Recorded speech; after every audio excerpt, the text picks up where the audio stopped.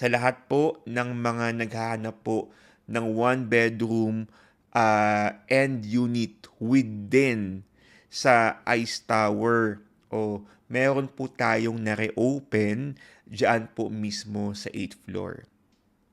Okay? So, meron po tayong na-reopen. Nag-iisa lang po ito, Kabayan ka updates. Imagine, parang 2BR to, Kabayan ka updates eh. Per floor, may isang 2BR lang na facing Mall of Asia.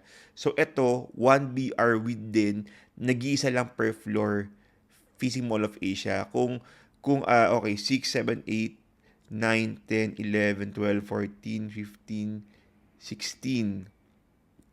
Okay? So, parang mga ano lang po, Kabayan ka updates. Imagine mga 11 units na 1BR within corner unit facing Mall of Asia and facing Manila po. Ayan. Isa po kayo sa 11 na units dyan. So, sabi ko nga lagi, kapag rare ang property, kunin. Okay, bakit po? Dahil wala kayong gaanong kalaban. Wala kayong gaanong kakompetensya, no? At if ever man na gusto niyo i-flip yung property, ang dali. Again, bakit? Dahil rare yung property. Imagine 11 lang po yung ganitong klaseng unit na 1BR within corner unit. 11 units lang po. Ayan, 11. Ayan. Para walang issue. Nilagyan ko ng 11. Okay, baka sabihin ganyan ba 11?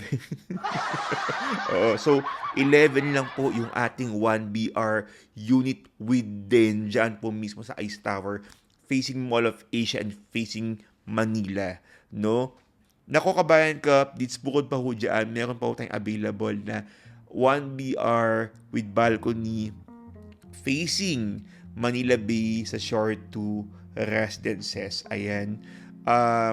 Maganda po yung property na yan kasi yung balcony po ay glass.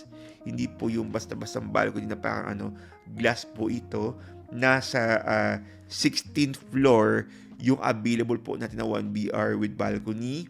Okay, kung kayo po ay interesado malaman ng buong detalye ng property na yan, please DM me on WhatsApp or Viber 639-152-81435. I-DM niyo po ako sa aking WhatsApp or Viber, huwag sa comment section. Kasi doon pa rin po kayo mapupunta sa ating WhatsApp or Viber number. Siguro i-flash po dito yung aking QR code QR code, ayan. Yan po, i-scan nyo po yan para dumiretso nga po kayo sa aking WhatsApp or Viber number.